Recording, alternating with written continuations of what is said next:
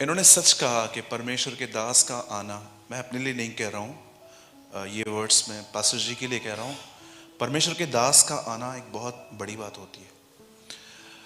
आप जानते हैं इज़राइल कैसे जानता था कि प्रभु ने उसे छोड़ दिया है? अगर आप नहीं जानते तो आप जान लीजिए। हाउ इज़राइल नो कि खुदा ने उसे छोड़ दिया है? आप भजन सहायता पढ़ के देखिए, उसमें कहा गया है, हे परमेश्वर तूने हमें क्यों छोड़ दिया। उसके ठीक नीचे लिखा है, क्योंकि अब हमारे बीच में भविष्यवक्ता नहीं रहे। परमेश्वर अगर इज़राइल में भविष्यवक्ता नहीं भेजता था, इज़राइल समझ जाता था परमेश्वर ने हमें छोड़ दिया है। एक प्रॉफिट का आना उनके लिए ब्लेसिंग होता था, एक भविष्यवक्ता का आना। आई एम नॉट अ प्रॉफिट। कई लोग बोलते हैं, ब्रदर आपको हमारी गलतियां कैसे पता चलती हैं? तो मैं हमेशा उनको बोलता हूँ, जो लाइफ आपका है वो मेरा भी है। तो मैं कोई प्रॉफिट नहीं हूँ वगैरह वगैरह। और बड़े दुख की बात है कि आजकल का प्रॉफिट के पीछे बहुत ज़्यादा है। तो बाइबल के प्रॉफिट्स बहुत अलग होते थे। तो परमेश्वर ने आपको एक बहुत अच्छा दास दिया है। मैं सबसे पहले आपको कहूँगा कि आप उन्हें फॉलो करें, उन्हें हमेशा उनके परिवार के लिए दुआ करें, ये हमेशा करें। ओके, ये रीज़न था हेल में लोगों को बेचने का। आज आप देखिए, लोग अपनी मनमानी कर रहे हैं, अपनी मर्जी से जी रहे हैं। आज कई बार आप देखिए, अगर माँ बाप थोड़ा बच्चों को डांट देते हैं, सेल फोन कम यूज कर, जल्दी सो, इसके साथ मत घूम, लड़कों से बात मत कर, उनकी शक्लें देखो कैसे एंग्री हो जाते हैं। आप जरा सोचिए, अगर मैं अपने पेरेंट्स के अधीन नहीं रह सकता, अपने पास्टर के अधीन नहीं रह सकता, तो आप परमेश्वर के अधीन कैसे रहोगे? जरा सोचिए। मैं आप में से पूछना चाहता हूं, are you under God's ambition? क्या आप परमेश्वर की अधीनता में हैं? मैं एक बार दुष्ट आत्मा निकाल रहा था, मैंने दुष्ट आत्मा से हर बात कह दी, निकल निकल निकल निकल। लास्ट में मुझे निकलना पड़ा, वो निकल ही नहीं रहा था। इंटरव्यू लिया मैंने, क्या नाम है तेरा बता। मेरे को एक भाई ने बोला, ब्रदर वो जॉब मांगने नहीं आई आपसे, आप उससे पूरा इंटरव्यू ले रहे हो बैठ के, कहाँ से आई। जब मैं घर पे आया तो मैंने प्रभु से पूछा, प्रभु ये निकल क्यों ना रहा, ये निकल क्यों नहीं रहा था? तब मुझे परमेश्वर ने कुछ सालों के बाद एक आंसर दिया, परमेश्वर की अधीन हो जाओ और शैतान का सामना करो, तब वो भागेगा।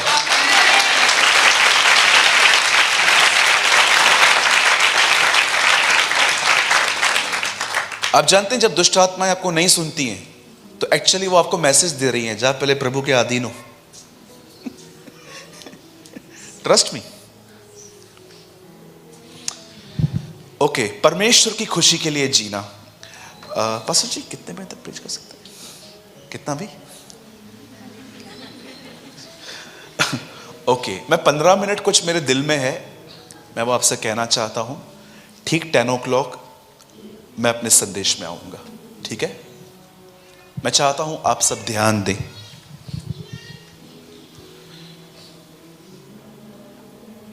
अगर इस दुनिया में कोई पहला व्यक्ति है जो परमेश्वर की खुशी के लिए जिया, तो उसका नाम था हनोक।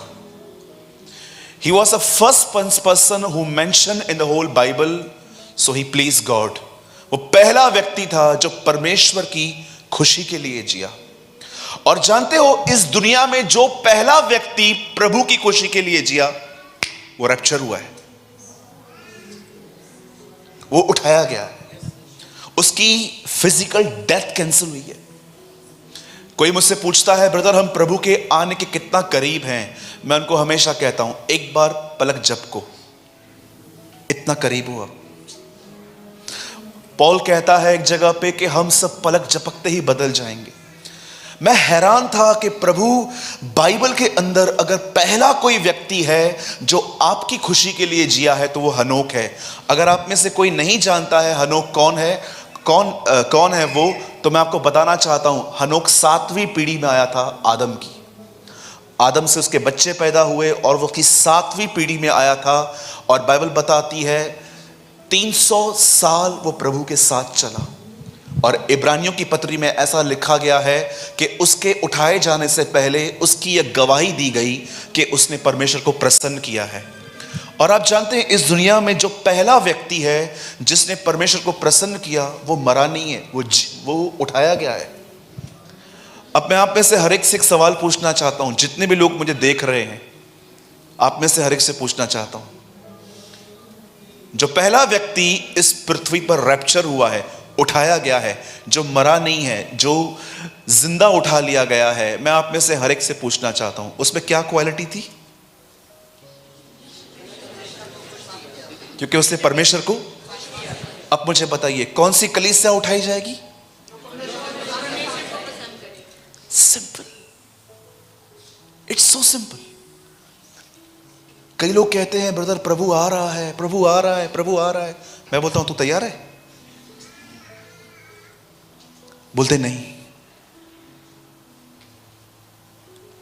तो फिर किस बात की खुशी? अगर मैं कहता हूं परमेश्वर आ रहा है, बहुत जल्दी वो आसमान का सीना फाड़ के जब वो तीसरे स्वर्ग से पहले स्वर्ग में आएगा हमें लेने के लिए, आप सभी जान लीजिए इस बात को, जब वो पहली बार अब वो आएगा, वो अपना पैर जमीन पे नहीं रखेगा, वो हमें वहां से उठा लेगा। पर मैं आपको बताना चाहता हूं ये सबके लिए नहीं होगा, ये उन लोगों के लिए होगा जो उसकी खुशी के लिए जीते हैं। मैं ऐसा प्रीचर, मैं ऑनेस्टली एक बात बताता हूं, ऐसा पास्टर, मैंने अपने लाइफ में ये गलतियां की हैं। मैंने कई बार प्रचार बनाते समय ये प्रचार सोच के लिखा है कि मैं ऐसा क्या प्रचार करूं कि लोगों को खुशी मिले, लेकिन मैंने कई साल पहले ये प्रचार बंद कर दिया। अब मैं ये प्रचार करने की कोशिश करता हूं कि मैं ऐसा क्या प्रचार करूं जिससे उसको खुशी मिले।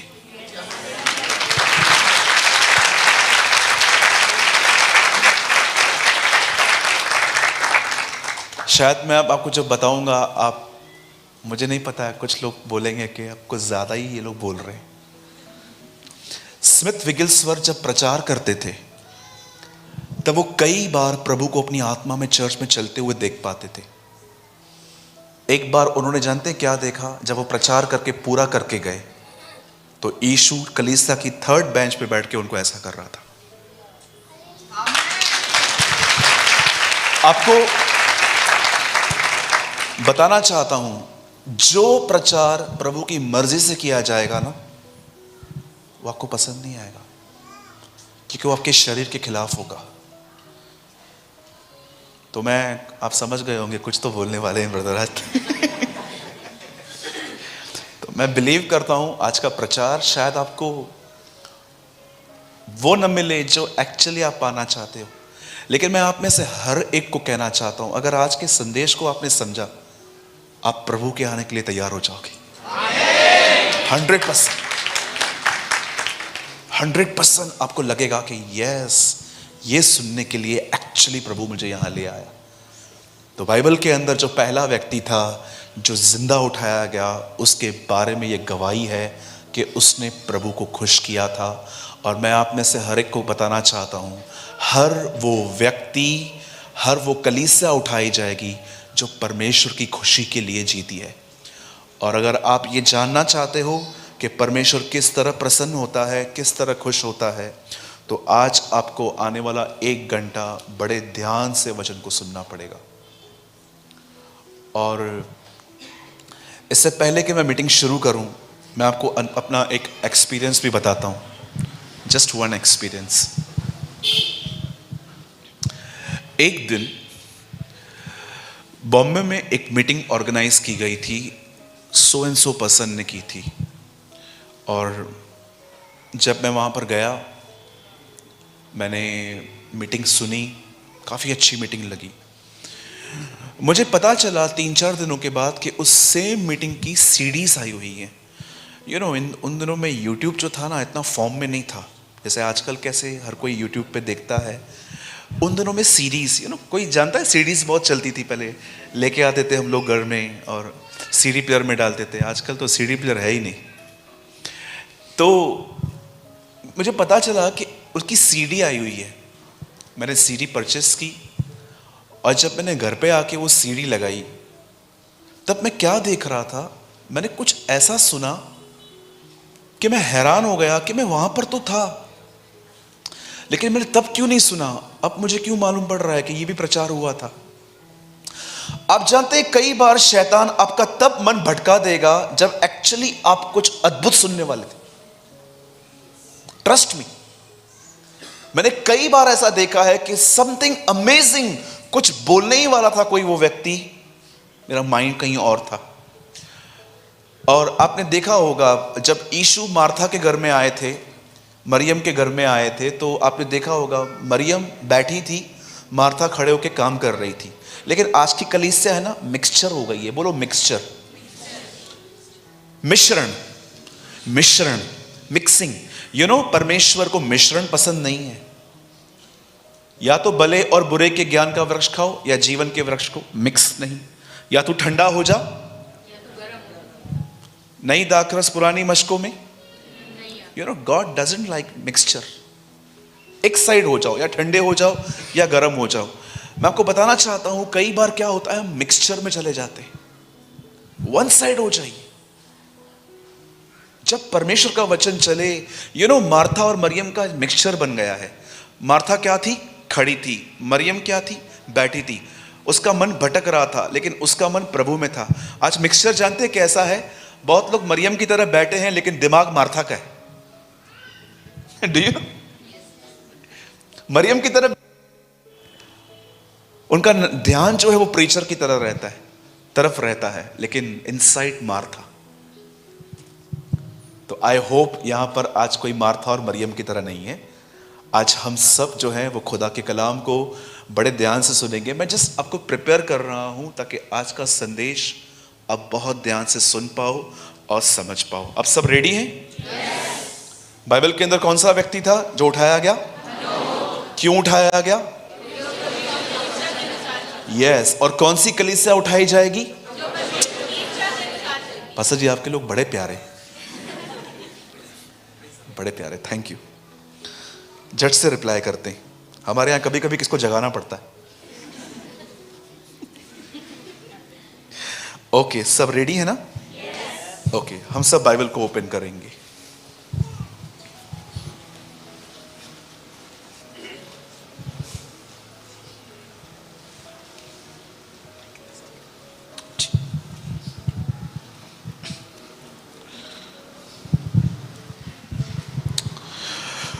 Please open with me the book of Matthew. हम सब मती की किताब खोलेंगे और हम सब ओपन करेंगे 25वां अध्याय, 25। मती 25 अध्याय हम सब खोलेंगे, मती की इंजील।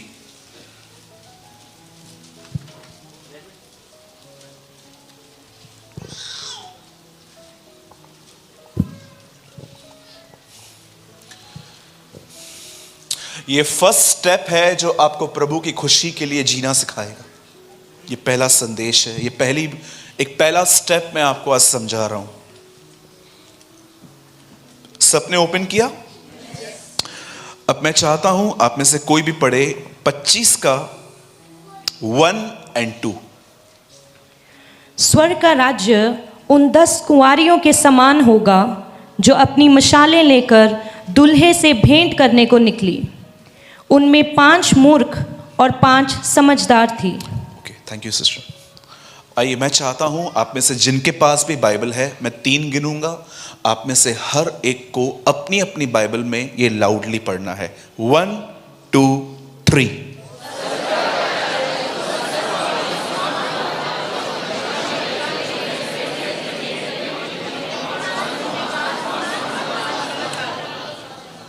ओके, मैं चाहता हूं अब आप सब ध्यान दीजिए। Listen to me very carefully. शागिर्दों ने एक बार उससे जब पूछा कि आपका दोबारा आना कब होगा, तब मैं आपको बताना चाहता हूं यीशु ने उनको सीजन्स और टाइम्स के बारे में इतना नहीं बताया, पर जिस चीज को यीशु ने एक्सप्लेन किया वो था तैयारी। जरा सोचिए उस व्यक्ति की हालत जैसे यीशु के आने की सारी इंफॉर्मेशन है लेकिन वो तैयार नहीं है। मैं हमेशा कहता हूं अगर आपके पास लेस नॉलेज है तो कोई बात नहीं, पर सबसे इंपॉर्टेंट बात है कि आप तैयार हो, otherwise you will be left behind. सबसे इंपॉर्टेंट चीज यह है, बाइबल ऐसा बताती है कि उसके चेलों ने उससे एक बात पूछी, आपका दोबारा आना कैसे होगा। उसने उनको न डेट बताई, न उसने उनको ईयर बताया, पर उसने उनको एक ही बात समझाई, तैयार रहो, बी रेडी। मैं आपको बताना चाहता हूं सबसे इंपॉर्टेंट चीज यही है कि हम तैयार हैं कि नहीं हैं। और मैं आपको बताना चाहता हूं, यीशु ने अपने तैयारी के बारे में यह पूरा दृष्टांत उन्हें सिखाया कि तैयार होने का अर्थ क्या है। बाइबल बताती है प्रभु की कलीसिया को कुंवारी कहा गया है, वर्जिन कहा गया है। आप जानते हैं? अगर नहीं जानते हैं तो आज जान लीजिए। बाइबल ऐसा बताती है कि ये कुंवारियां थी, इनकी शादी नहीं हुई थी।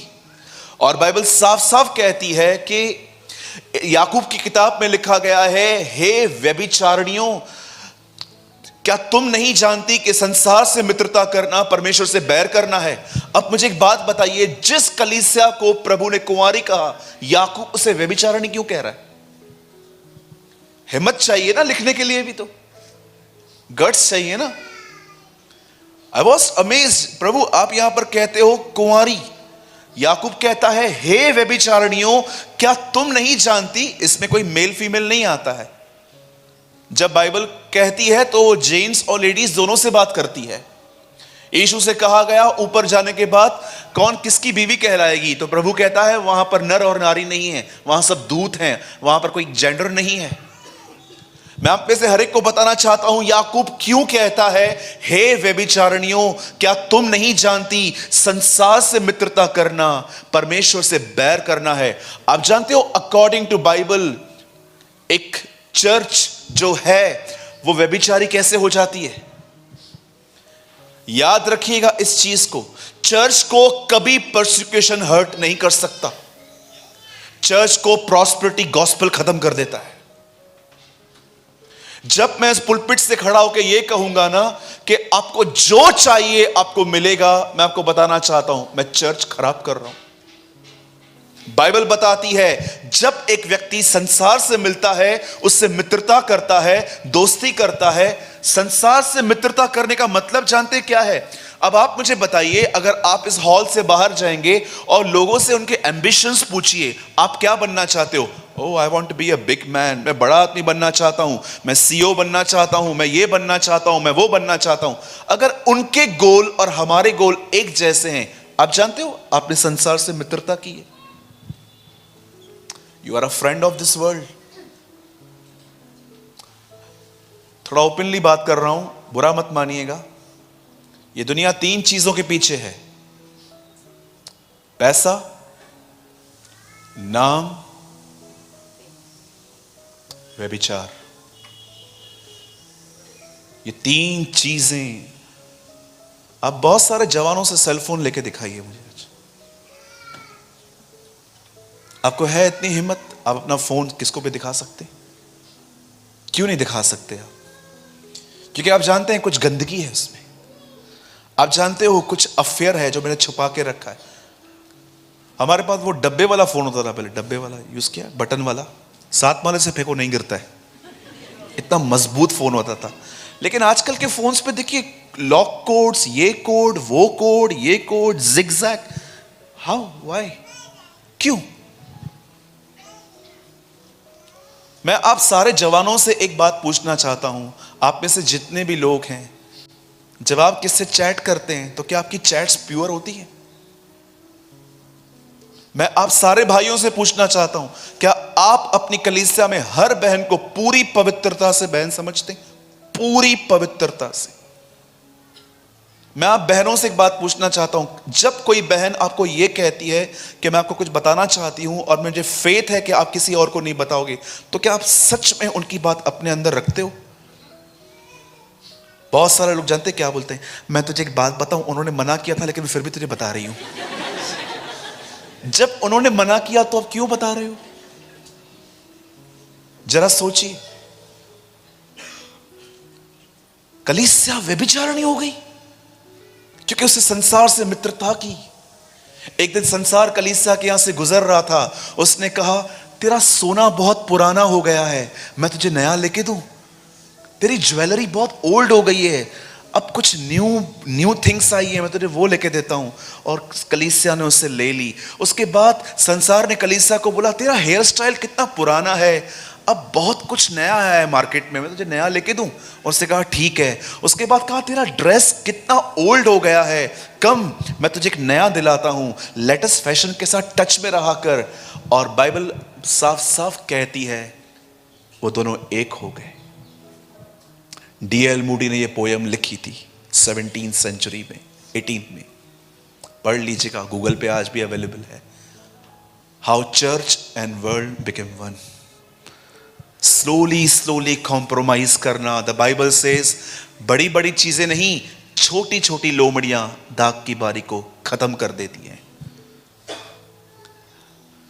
अब जानते हैं यहां पर क्या लिखा गया है? बाइबल साफ कहती है कि एक टाइम था जब यीशु ने अपने लोगों को, अपने रसूलों को यह प्रचार किया कि 10 कुंवारियां थी। अब देखिए प्रभु की कलीसिया में 2 तरह के लोग हैं अंतिम दिनों में।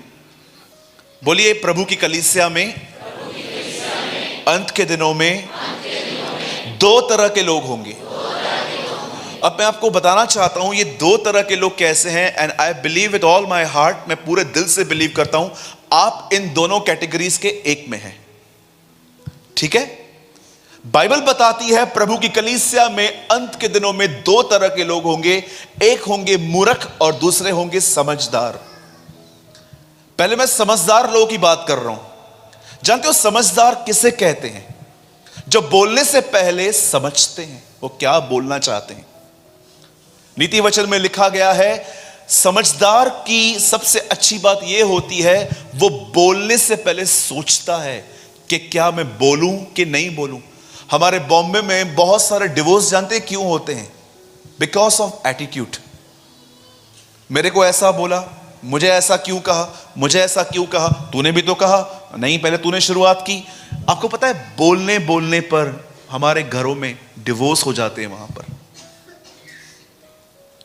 मैं हमेशा कहता हूं हम बोलना तब से स्टार्ट करेंगे जब हम 6 महीने के होंगे, लेकिन हमें क्या बोलना चाहिए यह सीखने में पूरी जिंदगी लग जाएगी। पूरी जिंदगी। मैं आपको सच कहता हूं, मैं बोलने में चूकता हूं।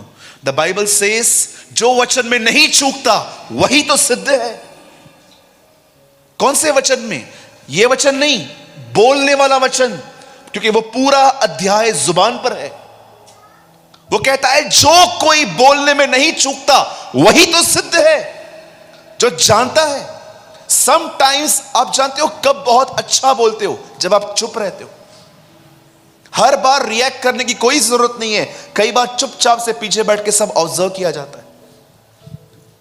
जॉइस मेयर अपने पति के साथ एक बिजनेस मीटिंग में गई।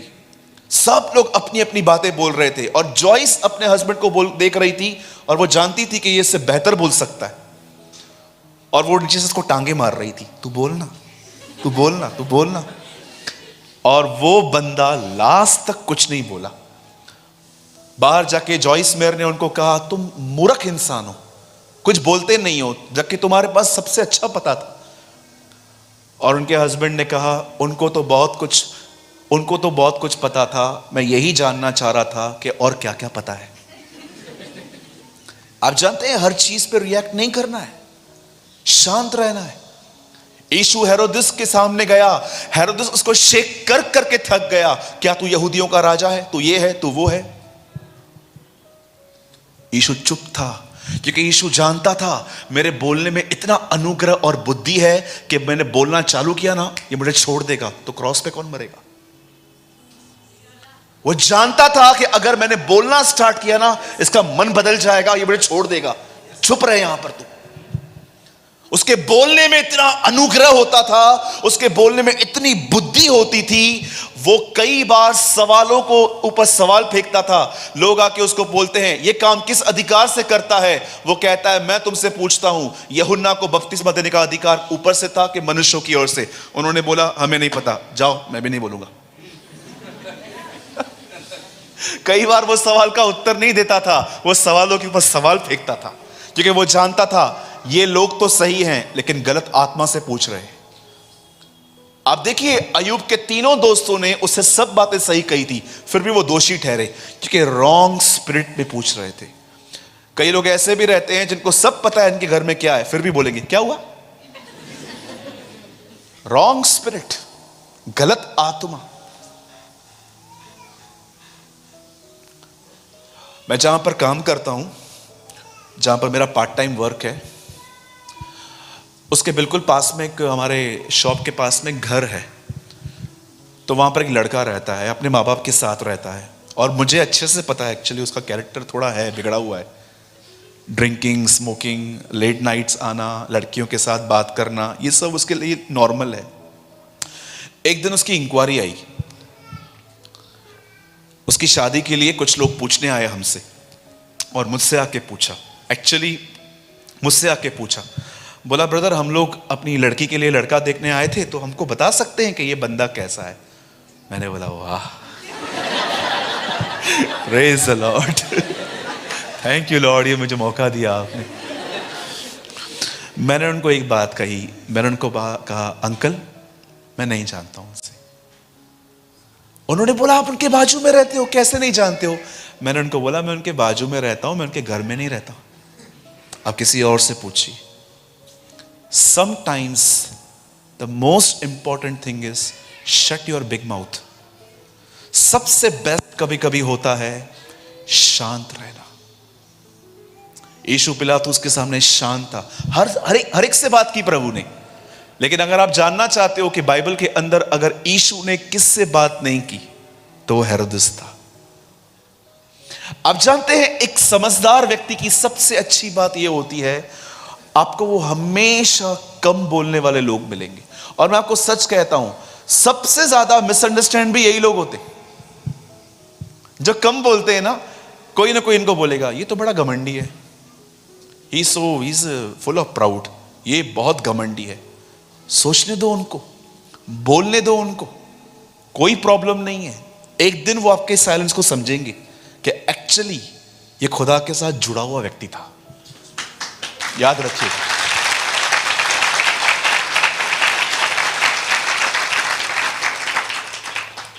एक प्रभु के साथ चलने वाले व्यक्ति के लाइफ में इतनी मिसअंडरस्टैंडिंग आ सकती है जो आप सोच भी नहीं सकते।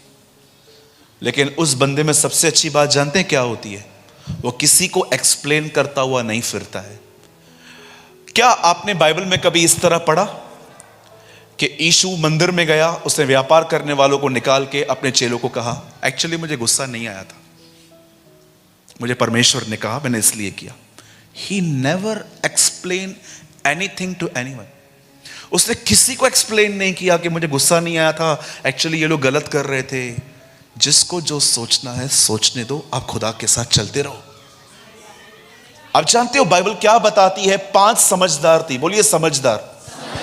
मैं पहले बहनों से बात करना चाहता हूं, फिर मैं भाइयों के पास आऊंगा। मैं आप में से पूछना चाहता हूं,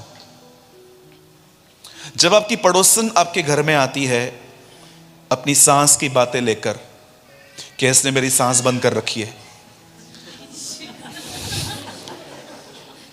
आपके यहां मदर इन लॉ को मदर इन लॉ ही बोलते हैं ना, हमारे यहां मदर इन लॉ बोलते हैं। जब आपकी सांस की बातें वो लेकर आती है, मैं आप में से हर एक से पूछना चाहता हूं, आप उससे क्या बात करते हैं? हमारी कौन सी अच्छी है,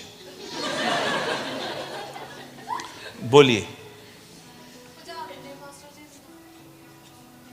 मैं आप भाइयों से पूछना चाहता हूं, अगर आप किसके घर में जाते हैं और वहां पर आप टेम्प्ट हो रहे हो किसी और भाई के लिए कुछ गलत बोलने के लिए, चुप रहते हो? पास्टरों की बुराई करते हैं ना बहुत लोग। एक दिन पास्टर बन के दिखाओ, पास्टरों के पैर पड़ोगे आप फिर। बड़ा दुख होता है मुझे जब मैं देखता हूं लोग पास्टर्स के खिलाफ बात करते हैं। आप एक दिन बन के दिखाओ, 45 मिनट प्रचार करके दिखाओ, आ जाओ, आपको पता चलेगा इस दुनिया का सबसे कठिन काम पास्टर बनना है। पास्टर जी और मैं दोनों नहीं बनना चाहते थे। कल रात को पास्टर जी मुझे बता रहे थे, मैं पास्टर कभी नहीं बनना चाह रहा था। पास्टर जी मैं भी ऐसा ही था, और पता नहीं क्या किया था, हमको बना दिया। थैंक गॉड जो भी उसने बनाया हमें। मैं आप बहनों से पूछना चाहता हूं, क्या आपके पास जब कोई बहन आती है और आके कहती है कि मेरी सास ऐसी है, मेरी बहू ऐसी है, मेरा पति ऐसा है, आप मुझे बताइए, क्या आप आग में घी डालते हो कि पानी डालते हो?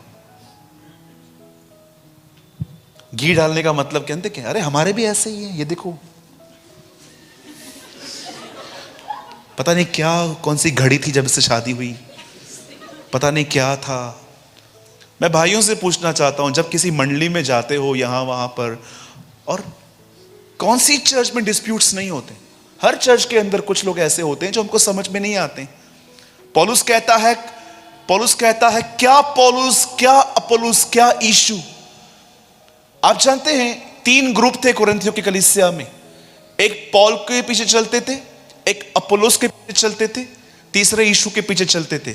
मैंने एक कलीसिया में जाके प्रचार किया, मैंने पूछा बताओ इन तीनों में से बुरे कौन से थे? उन्होंने बोला पौल वाले और अपोलोस वाले। मैंने बोला नो, यीशु वाले।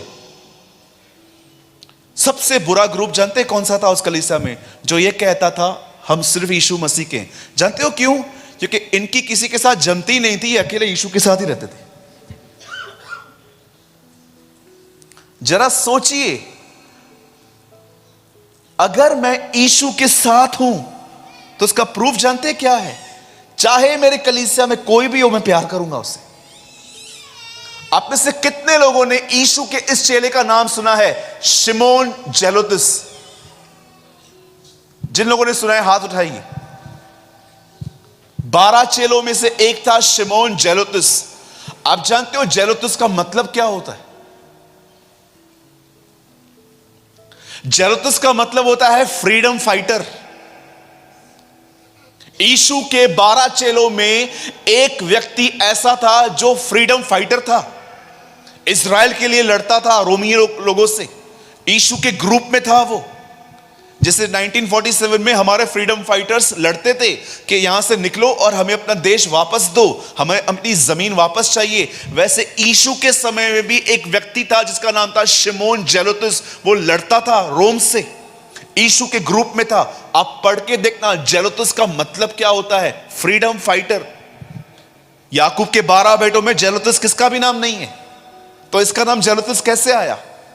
क्योंकि वो एक फ्रीडम फाइटर था। और जरा देखिए, यीशु के 12 में एक व्यक्ति था जो फ्रीडम फाइटर था, और यीशु के ही उस ग्रुप में मत्ती नामक एक व्यक्ति था जो रोम के लिए काम करता था। एक रोम के लिए काम कर रहा है और दूसरा रोम के विरुद्ध में बात कर रहा है। यीशु ने अपनी टीम में ऐसे लोगों को रखा था जो बिल्कुल ऑपोजिट थे, और यीशु का मकसद था हर एक को एक करना। कई लोग मुझसे जब पूछते हैं वो कौन सा काम है ब्रदर जो यीशु ने कहा कि मैं जा रहा हूं और मेरे चेले मुझसे बढ़कर काम करेंगे। आप जानते हो यीशु अपने दिनों में एक काम नहीं कर पाया जो उसने हमें दिया था। आपको पता है वो कभी अपने चेलों को एक नहीं कर पाया, लेकिन प्रेरितों के काम जब पवित्र आत्मा उतरा वे सब एक हो गए, वे सब एक हो गए। एक कलीसिया में मुर्दे जलाए जाते हैं, दुष्ट आत्माएं निकाली जाती हैं, बीमार चंगे हो जाते हैं। मैं आपको बताऊं उससे बड़ा काम क्या है? एक कलीसिया एक मन है। It's a biggest work. हम लोग मिरेकल्स को देखकर कलीसिया की सक्सेस नापते हैं। ब्रदर उस चर्च में जाओ, वहां पर ये होता है, वहां वो होता है, वहां ये होता है, वहां वो होता है। आपको मैं बताना चाहता हूं बहुत सारी कलीसियाएं ऐसी हैं जहां पर बड़े बड़े चमत्कार होते हैं लेकिन एक दूसरे के साथ जमती तक नहीं है किसी की। बाजू वाले का नाम क्या है? थिएटर की तरह चर्च है, थिएटर की तरह। थिएटर में कैसे सब परफॉर्मेंस देखने के लिए आते हैं पर्दे पर, बाजू में कौन बैठा है पता नहीं है। बहुत सारी कलीसियाओं में ऐसा है, सिर्फ पास्टर को देखने के लिए आते हैं, पास में कौन बैठा है जानते तक नहीं। वो कलीसिया नहीं होती। कलीसिया वो होती है जिसका एक मन है, एक चित्त है। मैं आपको बताऊं, अगर मेरे सर में दर्द हो रहा है और मेरे हाथ को पता नहीं चल रहा तो एक्चुअली मेरे हाथ को लकवा लग गया। लकवे की एक बात ऐसी होती है कि वो आपको आपके ही बदन से आपको अलग कर देता है। मैं हमेशा कहता हूं अगर इनको दर्द हो रहा है और आपको महसूस नहीं होता, brother you are a dead person, आप एक मरे हुए मसीह हैं। मैं कई बार जब प्रभु में आने के बाद बीमार पड़ा, ब्लड प्रेशर के प्रॉब्लम्स आए, थायराइड प्रॉब्लम आई, फिशर्स आए, मुझे बहुत सारी प्रॉब्लम्स आई। मैं प्रभु को हमेशा रोकर कहता था, प्रभु क्यों आप इतनी परीक्षा ले रहे हैं जो मैं सह नहीं पा रहा हूं। मुझे परमेश्वर ने एक बात कही, सूरज, मैं तुझे वो व्यक्ति नहीं बनाना चाहता जो सिर्फ दूसरों के लिए प्रेयर करे। मैं तुझे वो समझाना चाहता हूं कि जब कोई तेरे सामने तकलीफ लेकर आए तो तू जान पाए कि एक्चुअली होता क्या है।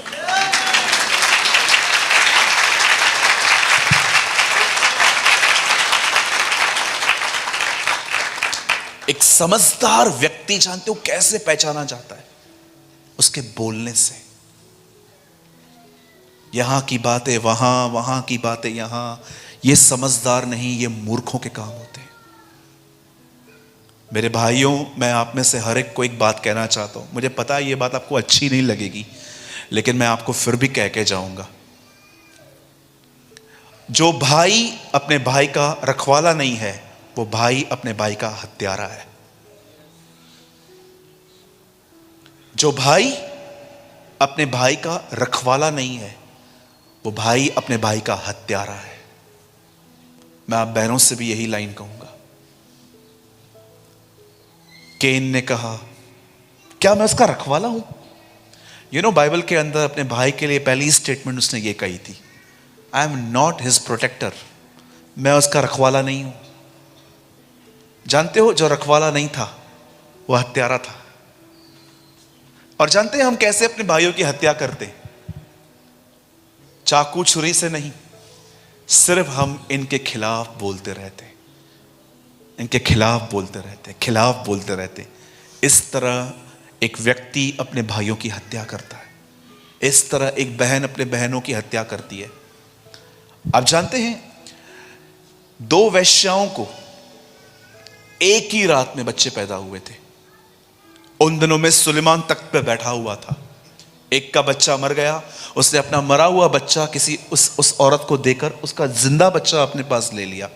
और जब केस सुलेमान के पास पहुंचा, ये दोनों लड़ रही थी आपस में, नो ये जिंदा मेरा है, वो बोलती है नहीं ये मेरा है। सुलेमान कहता है एक काम करो, इस बच्चे को काटो, आधा इसको दे दो, आधा उसको दे दो। और सच्ची मां आके कहती है नहीं, ऐसा कुछ नहीं होगा, दे दो उसको वो बच्चा। आप जानते हो, उसने बॉडी को नहीं काटने दिया। एक सच्चा विश्वासी कभी प्रभु की देह को नहीं काट सकता, नेवर। वो हमेशा लोगों को बिल्ड करेगा, वो बनाएगा, वो हमेशा इंकरेज करेगा, नहीं तू बढ़ सकता है। मेरे कलीसिया के अंदर ऐसे ऐसे लोग आए, इतने घोर व्यभिचार, 8-8, 10-10 अफेयर्स, मसीह होने के बाद भी जब वो मेरे सामने आए, मैंने उनको धिक्कारा नहीं। मैंने कहा तू आज भी प्रभु के लिए जी सकता है, आज भी। और मैं आपको बताना चाहता हूं, आज वो लोग प्रभु में बढ़ रहे हैं। लेकिन एक चीज है, याद रखिएगा, यह वचन बहुत अधूरा प्रचार होता है कलीसियाओं में। यीशु मसीह धर्मियों के लिए नहीं, गलत बोल रहे हो आप लोग, ऐसा नहीं लिखा है। वो पापियों को मन फिराने के लिए आया है। तो वर्ड से पढ़िए आराम से। मैं कई लोगों को बोलता हूं, बताओ यीशु मसीह धर्मियों के लिए नहीं, हाँ पापियों के लिए आया। No, he calls sinners to repent. The Bible says मैं धर्मियों के लिए नहीं, परंतु मैं पापियों को मन फिराने के लिए बुलाने आया हूं। मैं उनको हमेशा कहता हूं, आपको पछतावा है अपने पाप का? यस ब्रदर, रिपेंट करो, उसको अपना जीवन दो, वो बना लेगा। और मैंने देखा है, आज वो लोग पास्टर्स हैं, आज वो लोग सेवक हैं, उनके पास अपनी कलीसियाएं हैं।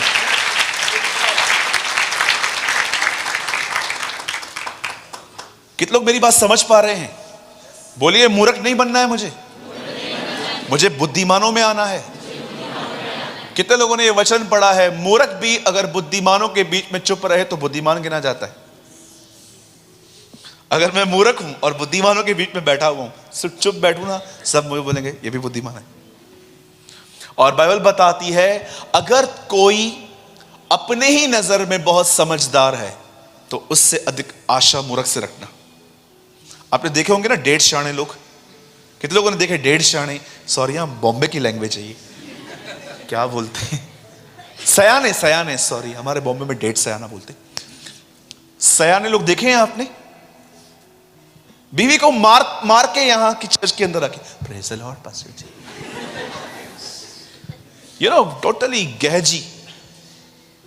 एक भाई ने मुझे बोला, ब्रदर जो मैं आपको मना करता हूं वही करके दिखाता हूं। मैंने कहा क्योंकि मैं आदम की सच्ची संतान हूं, जो आदम ने किया मैं वही करता हूं। आप जानते हो बहुत सारे जो लोग हैं ना डेढ़ सयाने, बोलो डेढ़ सयाने, हाँ बहुत सारी बहनें भी हैं, हाँ सच कहता हूं। बहुत लोग चर्च में एक्टिंग करते हैं आजकल, बोलो एक्टिंग, हाँ जय मसीह पास्टर जी। कुछ काम, कोई काम नहीं है, तू सुधर, और कोई काम नहीं है, तू सुधर, बस यही काम बचा हुआ है, हम बन जाएंगे, तू सुधर खाली। मेरे चर्च में एक ब्रदर आते थे, मैं जब भी चर्च में आता स्पीकर उठा के मेरे सामने रखता था।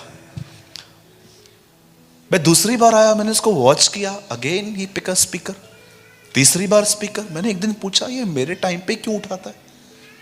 बोला ब्रदर कितना नम्र व्यक्ति है, नम्र नहीं पाखंडी है ये तो। जब मैं आता हूं और चर्च में कैमरा लगा हुआ है, वैसे बैठा रहेगा सेठ की तरह, ए जा चाय लेकर आजा। लेकिन जैसे पास्टर आया, पास्टर जी, एक्चुअली इनको पोजीशन चाहिए। ये लोग सोचते हैं कि पास्टर जब देखेगा ना मैं नम्र हूं तो वो मुझे मिनिस्ट्री देके जाएगा। अगर कोई ऐसा यहां बैठा है जो पास्टर से मिनिस्ट्री चाहता है, तो मैं आपको एक वचन बताना चाहता हूं आज। घर जाके यूहन्ना 1 अध्याय पढ़ना, वहां जानते क्या लिखा है? एक मनुष्य परमेश्वर की ओर से आया, जॉन द बैप्टिस्ट। याद रखिए प्रभु भेजना चाहिए। खेत के स्वामी से विनती करो कि वह अपने सेवकों को भेजे। पास्टर मिनिस्ट्री देगा ना 6 महीने में ले भी लेगा, खुदा देगा ना कोई नहीं बिठा पाएगा।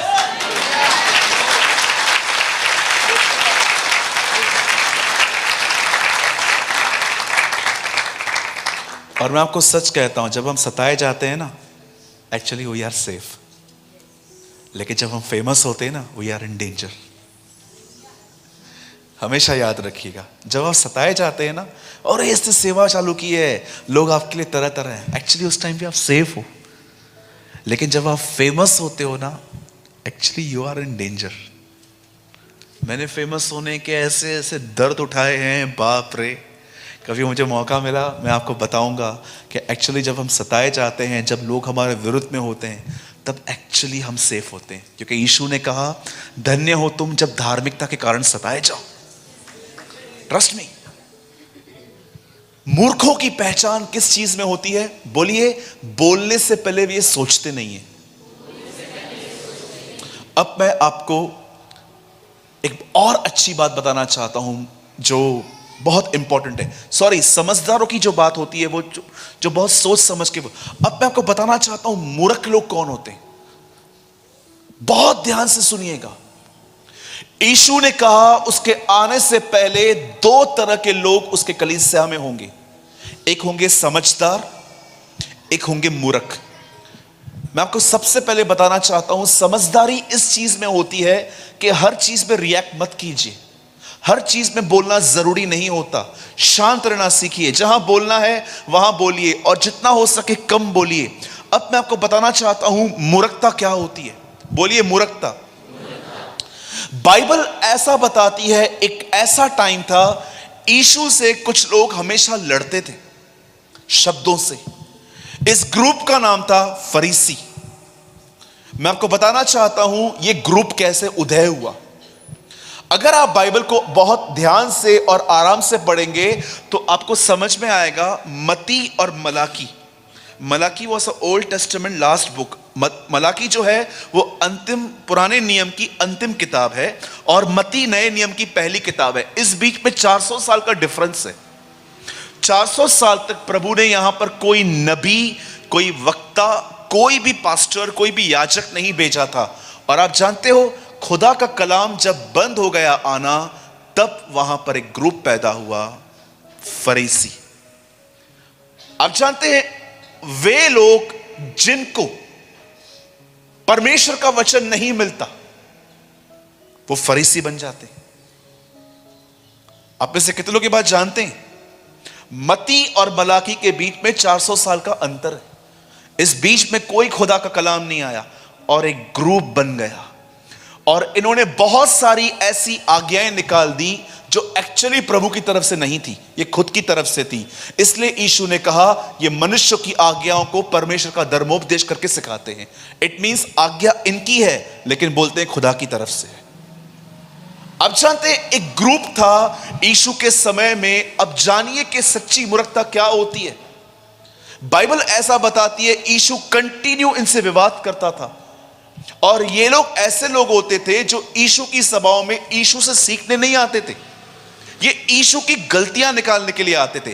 कितने लोगों ने ये कहानी पढ़ी है कि इन लोगों ने यीशु के सामने एक स्त्री डाल दी थी जो व्यभिचार में पकड़ी गई थी और कहा इसे मार दे। अब एक सवाल पूछ रहा हूं, ध्यान से सुनिएगा। क्या सच में वो स्त्री को मारना चाहते थे?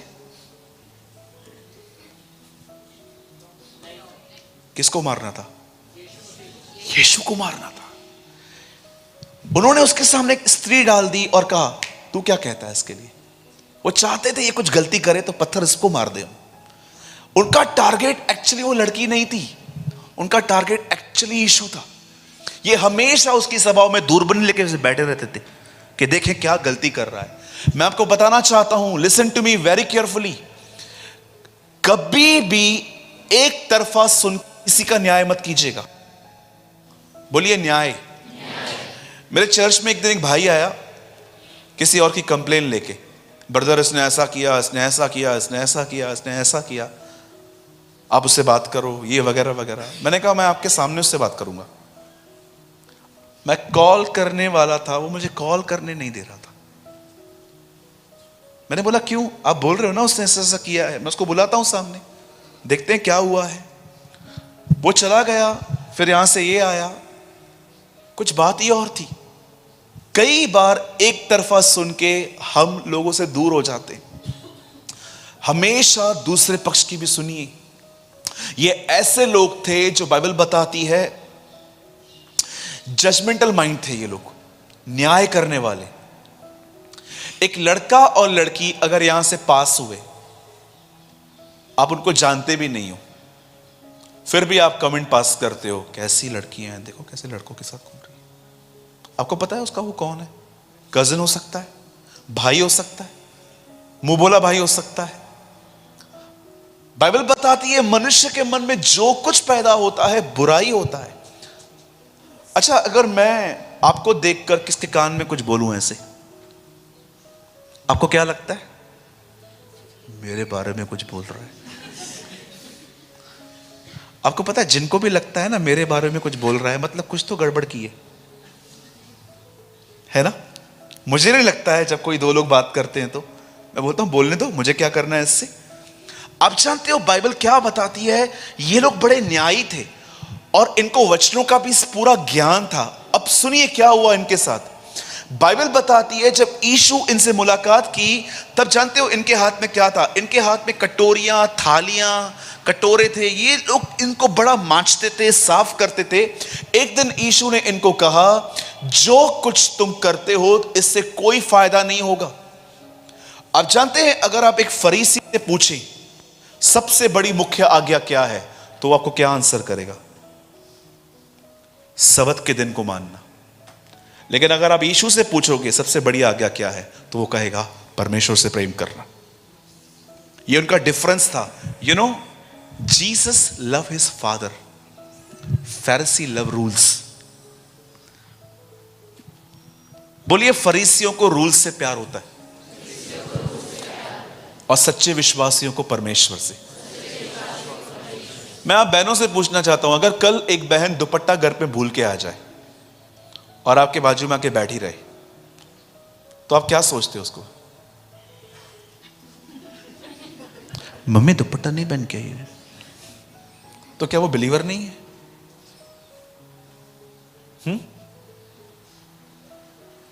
बोलिए। कितना जल्दी जजमेंट करते ना हम लोग, कितना क्विक है ना हम जज करने के लिए। अगर एक बहन वेस्टर्न पहन के चर्च में आ गई और वो बहुत ज्यादा सबका ख्याल रखने वाली है, लेकिन एक बहन ऐसी भी है जो दुपट्टे पहन के सबकी बुराइयां करती है, हु इज बेटर? मैं वेस्टर्न को बढ़ावा नहीं दे रहा हूं, मैं एग्जाम्पल दे रहा हूं आपको। Who is better? Mother Teresa यहां तक दुपट्टा पहनती थी, आपको पता है? She is a woman who cover the well. वो वेल कवर करती थी अपना। तो क्या जो यहां तक पहनती है तो वो क्या कम स्पिरिचुअल है? मैंने ऐसे बहुत सारे जगहों पे देखा है, लोग रूल्स रूल्स रूल्स के पीछे भागते रहते। रूल्स, जो मैंने कहा है वो होना ही चाहिए। रूल्स एक हद तक आई एम सॉरी बहुत अच्छे होते हैं, लेकिन वो जजमेंट का रीजन क्यों है? मैं अपने कलीसिया में हमेशा कहता हूं, अगर तुमने मेरे हाथ से बपतिस्मा लिया है और अगर तुम्हें लगता है कि मेरी कलीसिया में अब वचन प्रचार नहीं हो रहा है, अलग अलग तरह की फालतू बातें प्रचार हो रही हैं, मेरा चर्च छोड़ के जा सकते हो। ट्रस्ट मी, मैं अपने कलीसिया में खड़े होकर प्रचार करता हूं कि अगर आप एक ऐसे व्यक्ति हो जिसने मुझसे बपतिस्मा लिया है और आपको लगता है अब कलीसिया में वचन नहीं लेकिन सिर्फ न्यूज प्रचार की जा रही है, हंसी मजाक ठहाके जोक्स सिर्फ ये भी प्रीच कर रहे हैं बगैर मुझसे पूछे, आप मेरी कलीसिया लेफ्ट कर सकते हो। सिर्फ गलत आदमी के पास मत जाना, फॉल्स लोगों के पास मत जाना। मैंने अपने कलीसिया के अंदर सिर्फ एक ही रूल बना के रखा है, जानते हो? वन रूल, जो मैं लगभग हर यूट्यूब पे प्रीच करता रहता हूं कि मैं सिर्फ एक बात बर्दाश्त नहीं कर पाता हूं, वो है चलती हुई सभा में कोई सेलफोन यूज करे, ये मुझसे बर्दाश्त नहीं होता है। ऐसे लोगों के साथ में मैं डील करता हूं, डील। ऑफिस में मस्त बेल पापड़ी सब मंगा के बाद, आ जाओ बैठो, मुझे कुछ बात करनी है तुमसे, खिला खिला के फिर वही निकालता हूं। मुझसे ये चीजें बर्दाश्त नहीं होती। जब मैं देखता हूं कि लोग चलती हुई मीटिंग में चैट कर रहे हैं, बात कर रहे हैं, या चलती हुई मीटिंग में लोग चले जाते हैं, मैं सच कहता हूं, मैं कभी कभी सोचता हूं इनके पास 1 घंटा नहीं और ये लोग बोलते हैं वी विल बी रैप्चर, हम उठाए जाएंगे। आजकल आप देखिए लोग अपने मोबाइल से कितना ऑक्यूपाइड हो चुके हैं। एक आदमी मरने के बाद ऊपर गया, पतरस से उसको बोला कहां जाना है? नरक के स्वर्ग। उसने बोला मुझे सेलफोन और इंटरनेट दे, मैं कहां भी सेट हो जाऊंगा। हाँ, देखा होगा ना आजकल, सॉरी मैं ये वर्ड्स यूज कर रहा हूं, आई नो ये वर्ड्स अच्छे नहीं है। यू नो कुत्ता कैसे होता है? जंजीर से बंधा हुआ। आजकल लोग एक और जंजीर से बंधे हुए हैं, चार्जर। मैं एक बार ट्रेन में कहां जा रहा था, मैंने एक बहन को देखा वॉशरूम के पास में, यू नो इंडियन ट्रेन में वॉशरूम के पास में चार्जर का एक पॉइंट होता है। रात को मैंने 11 बजे उसे देखा, वो चार्जिंग पॉइंट पे थी। आप बिलीव कीजिए सुबह 7 बजे तक वो वहीं खड़ी थी। मैं जब जा रहा था तो मैंने उसको ऐसा किया, मैंने कहा तू धन्य है, यस तू धन्य है, इतनी ताकत तुझ में है, कैसे खड़े? हम लोग प्रचार करने के लिए भी नहीं खड़े रह सकते, इतना तू कैसे खड़ी हो जाती? हंस रही थी मुझे देख के। मैंने बोला सिस्टर जी आप सोए नहीं? बहुत पहले की बात है ये। Oh no, I am talking with my BF। मैं अपने बॉयफ्रेंड से लगी रहे। तुझे खुदा ही सुधारे, हमारा तो दम नहीं है, हम कुछ नहीं कर सकते। आप देखिए आईफोन लेके आएंगे, बार बार निकालेंगे। अरे भाई कॉल आएगा तो रिंग बजेगा ना, क्यों बार बार बार बार बार बार? यू नो बहुत साल पहले प्रभु ने उसको पतरस से कहा ना, पतरस ने क्या छोड़ा? बोलो नेट। यू नो अगर प्रभु आ जाए तो बोलेगा नेटवर्क छोड़ो। लीव योर नेटवर्क्स, फेसबुक को पानी में डाल, यूट्यूब को वहां डाल, यहां डाल, वहां डाल। आजकल बहुत सारे लोगों ने जानते हैं अपना स्पिरिचुअल लाइफ क्यों खराब किया है? Because of the occupation of his cell phones. इतना फोन यूज करेंगे, जहां खड़े हो जाएंगे।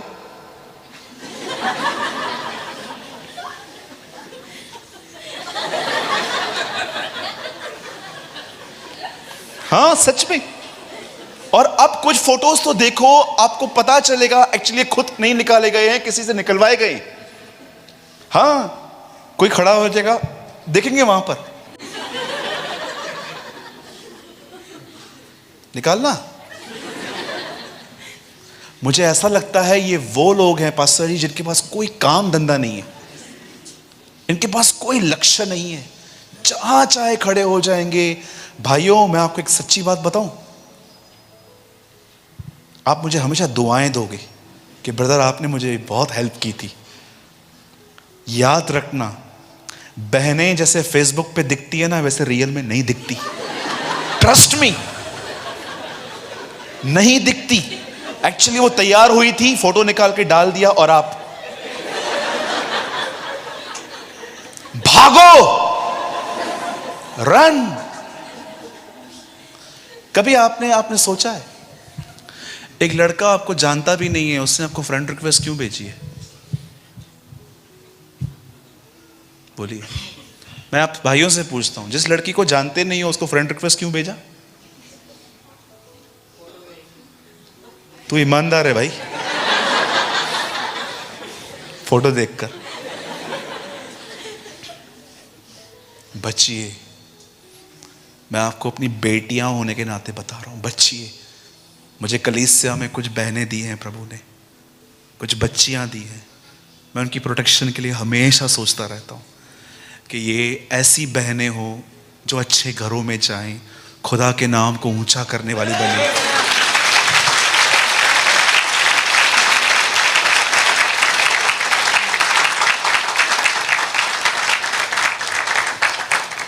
80% यंगस्टर्स शादी से पहले ही फिजिकल हो जाते हैं आज। Trust me.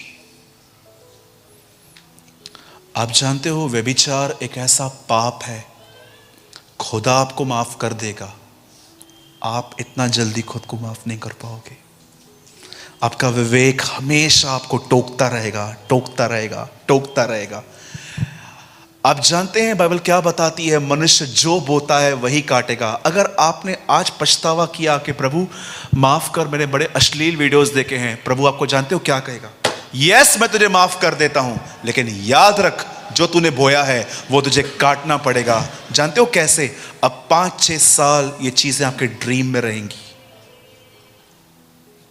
5-6 साल अब ये बातें आपके दिमाग में रहेंगी, ड्रीम्स में आएंगी, कई बार दुआओं में आएंगी। याद रखिए, पौलुस कहता है मनुष्य जो बोता है वो काटेगा।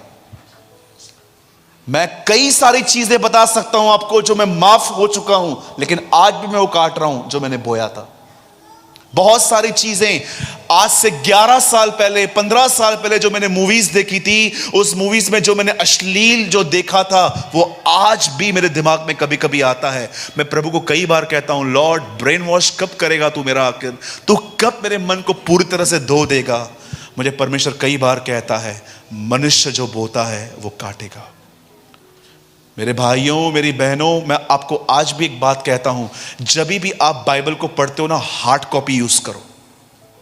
क्योंकि आजकल मोबाइल के अंदर आप सिर्फ इंटरनेट ऑन करो, आपके सामने ऐसी ऐसी बातें आएंगी, ये क्लिक करो, ये क्लिक करो, ये क्लिक लो, ये क्लिक करो।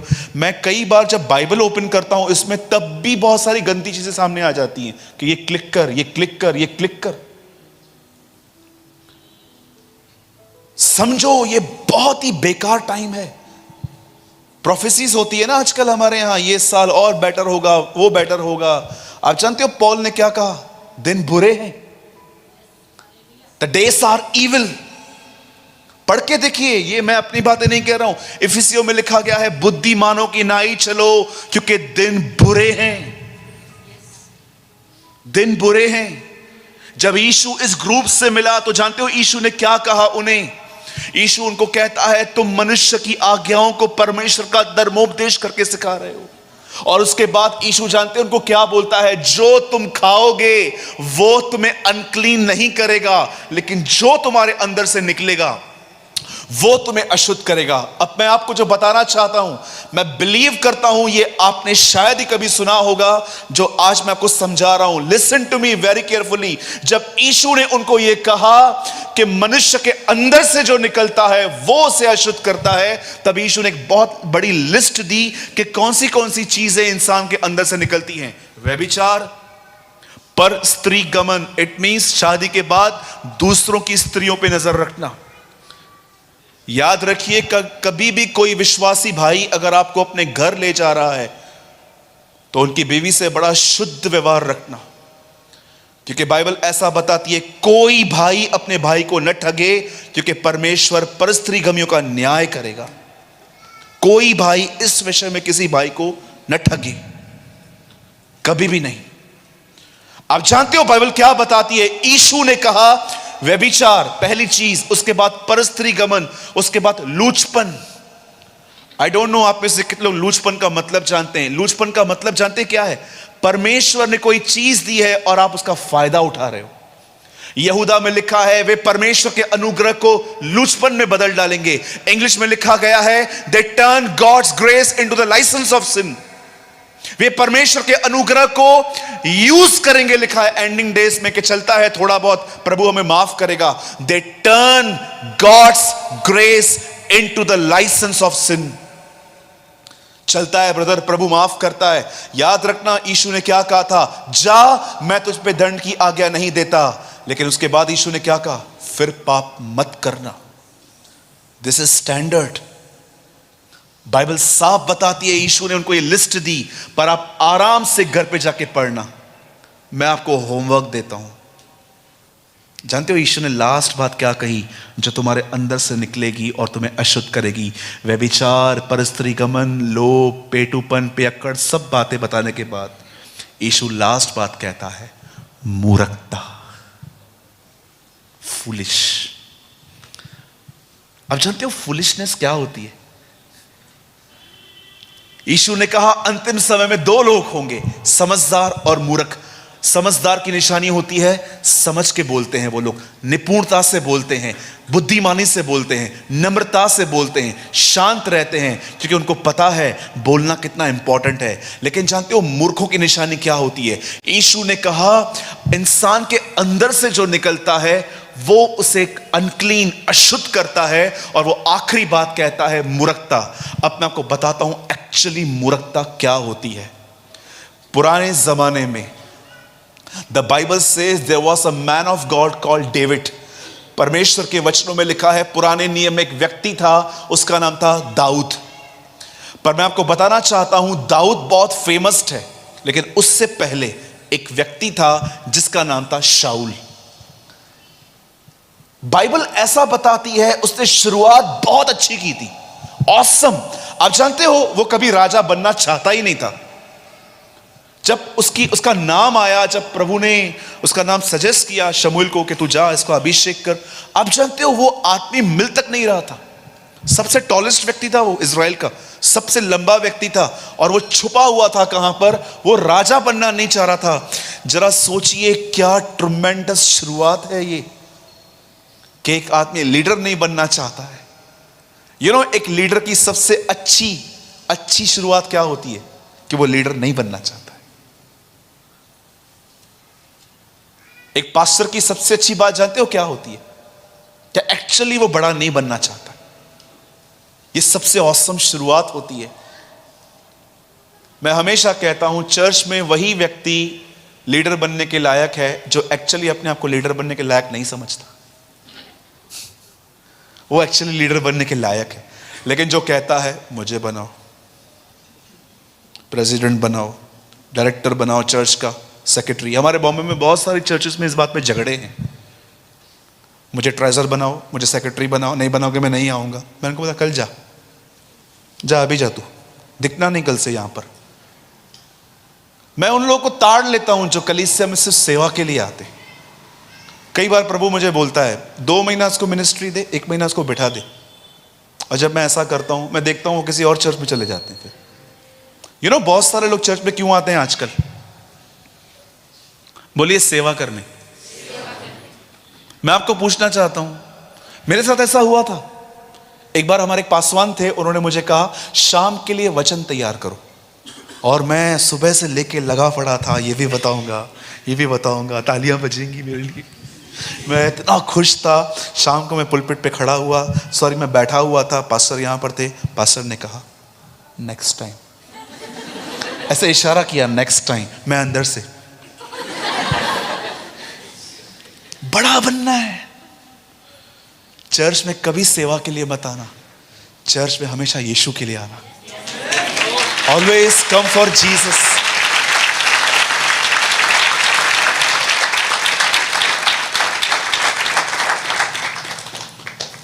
चर्च में क्यों आना है? क्योंकि आपकी सहेली यहां आती है। कुछ लोग फ्रेंडशिप की तरफ से भी आ जाते हैं, होता है ना। कभी कॉल आता है फ्रेंड का, आज मैं नहीं आ रहा हूं, ठीक है फिर मैं भी नहीं जाता हूं।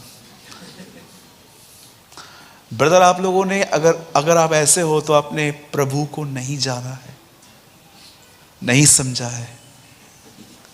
जानते हो बाइबल क्या बताती है? उस राजा ने अपनी शुरुआत इस तरह की थी, आहिस्ते आहिस्ते।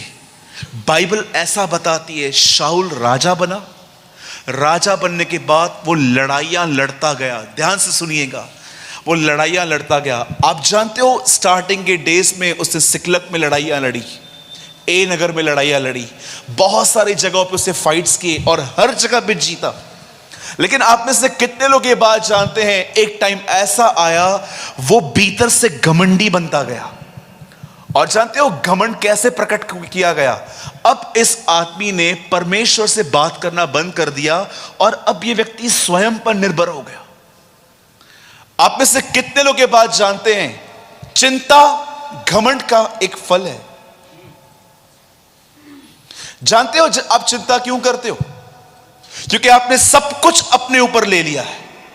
मुझे ये करना है, मुझे ये करना है, मुझे बच्चियों की शादी करनी है, मुझे ये करना है। आप जानते हो अगर आप चिंता करते हो, इसका अर्थ क्या है?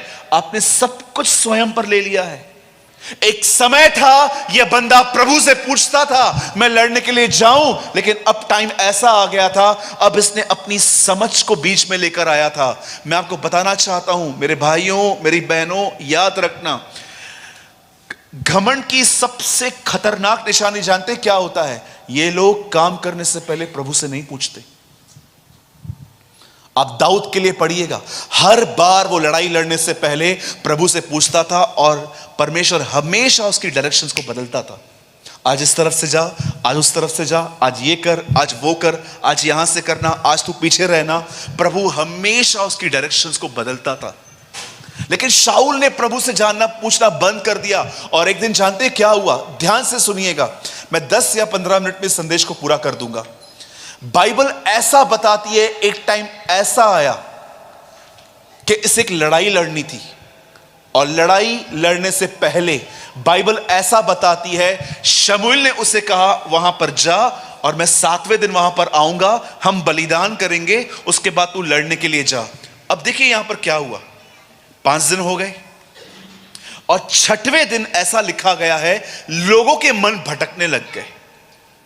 कोई उसको कहने लग गया कि मैं जा रहा हूं घर पे, बहुत लेट हो गया है, मेरी वाइफ होगी, मेरे बच्चे होंगे, ये होंगे।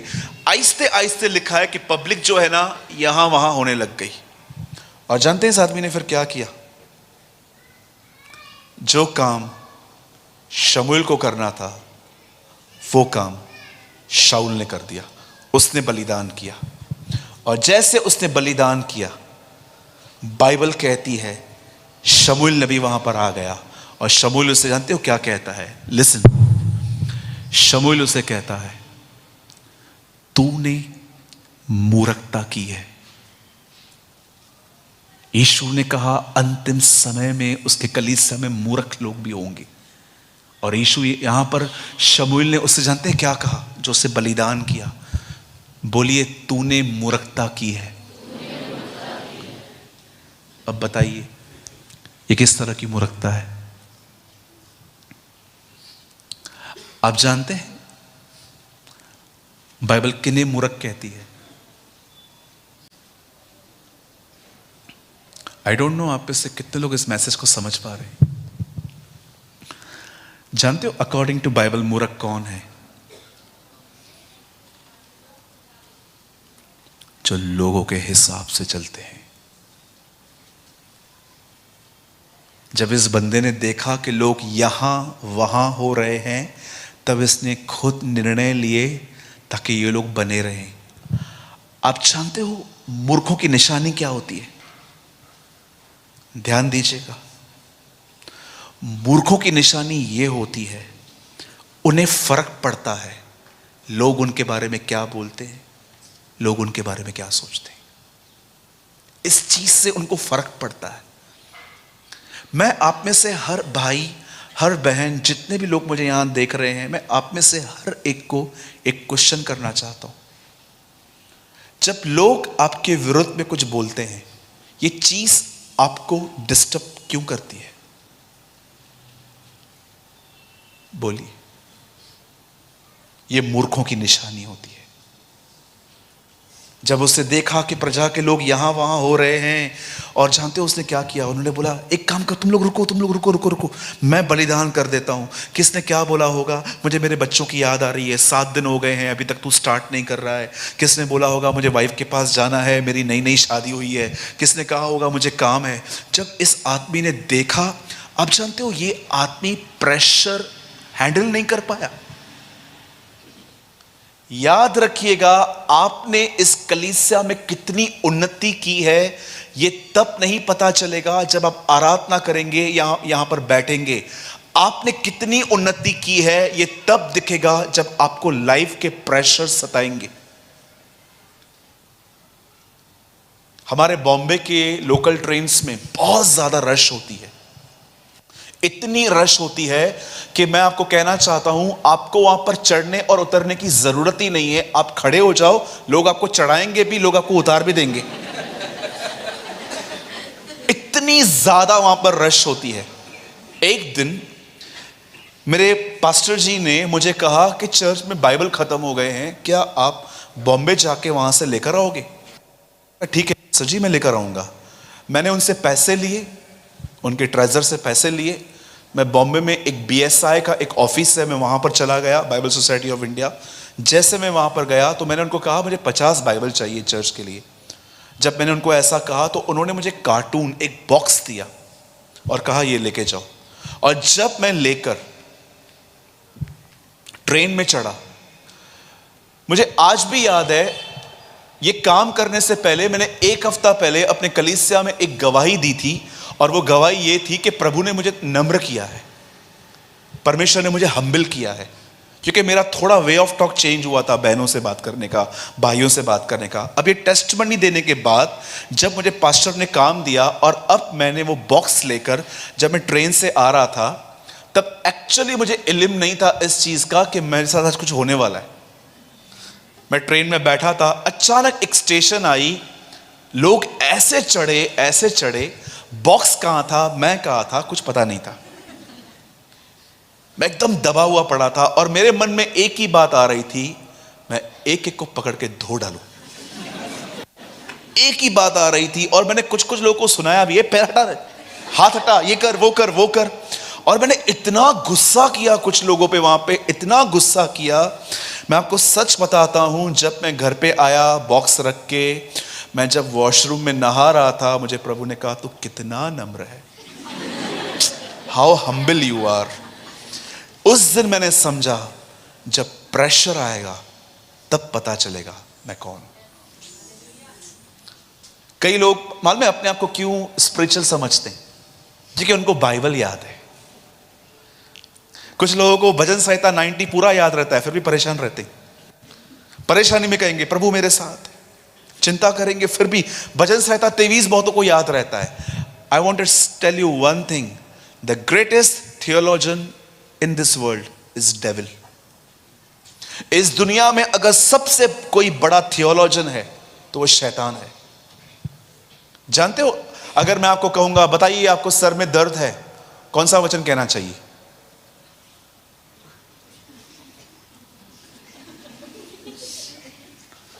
उसने यीशु को सुसाइड करने के लिए प्रॉपर वर्ड दिया, अपने आप को ऊपर से नीचे गिरा, स्वर्गदूत तुझे हाथों हाथ उठा लेंगे।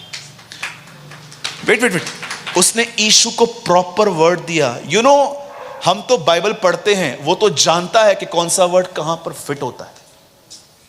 लेकिन यीशु महान था जो अपने वचनों को बहुत अच्छे से जानता था। उसने जब ये कहा लिखा है, अपने आप को ऊपर से गिरा, यीशु ने कहा वेट, ये भी लिखा है। It's a balance life. इसलिए यीशु ने पहले ही कहा मनुष्य केवल रोटी ही से नहीं परंतु परमेश्वर के मुंह के निकले हुए हर एक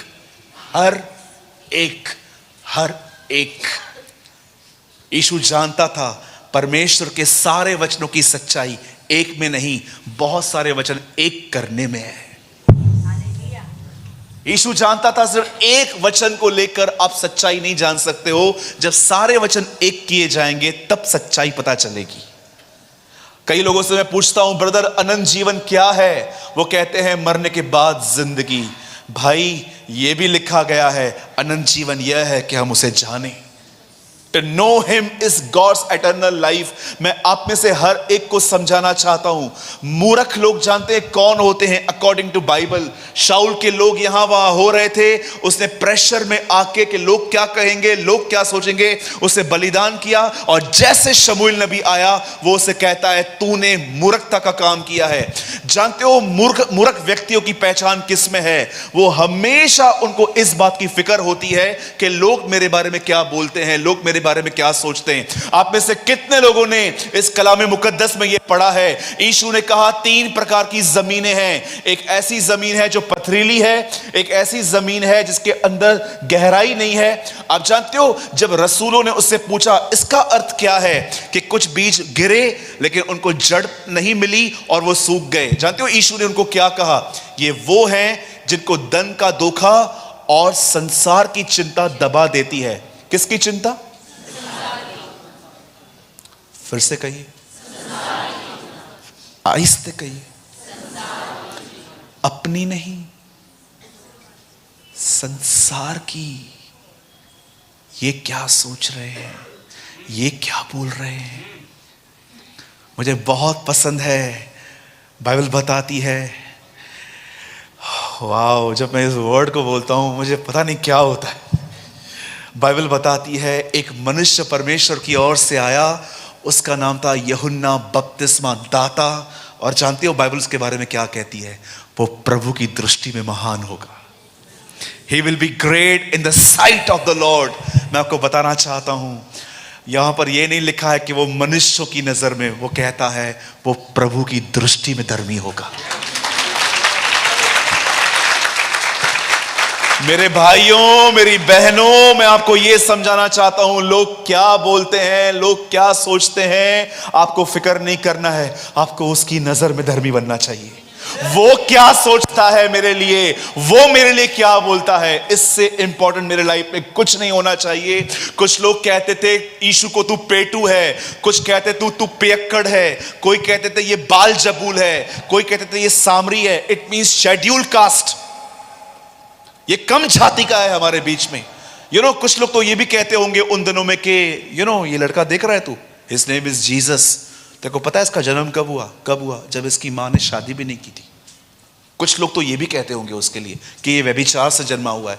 आप जानते हो यीशु को इससे कभी कोई फर्क नहीं पड़ा कि लोग उसके बारे में क्या बोलते हैं, क्योंकि वो जानता था यरदन नदी पे उसके बाप ने उससे कहा था वो मेरा प्रिय पुत्र है। आज मैं आप में से हर बहन, हर भाई से एक सवाल पूछ के मैं सेशन को खत्म कर रहा हूं। मैं आपसे पूछना चाहता हूं, जब आप सुनते हो कि लोग आपके लिए कुछ कह रहे हैं, क्या ये चीज आपको ऑफेंड करती है? बोलने दो जिसको जो बोलना है, क्यों फिक्र करते हो?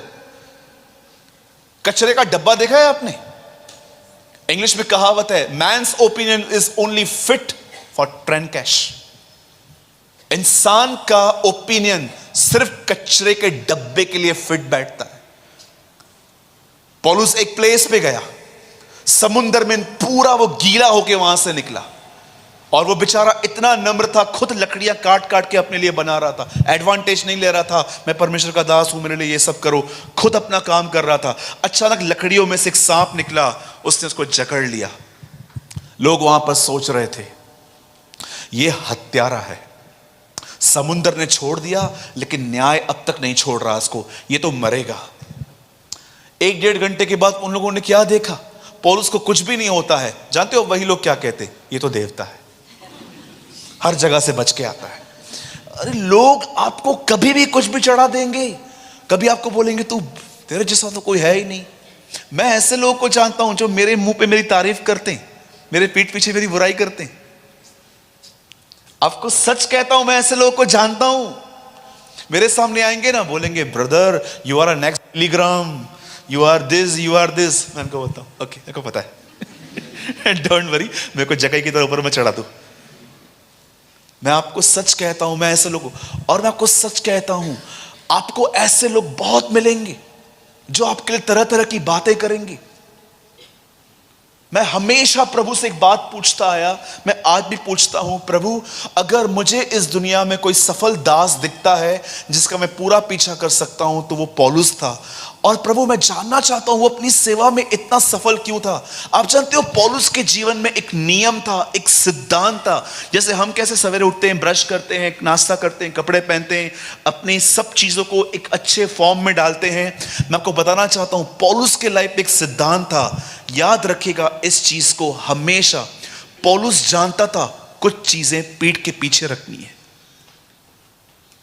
जो बातें हो गई उन्हें छोड़, वो कहता है मैं आगे दौड़ता हूं। आपको इस बात पे कभी फर्क नहीं पड़ना चाहिए लोग आपके लिए क्या बोलते हैं। मैं आपको सच कहता हूं, when I start my ministry I start with 6 people.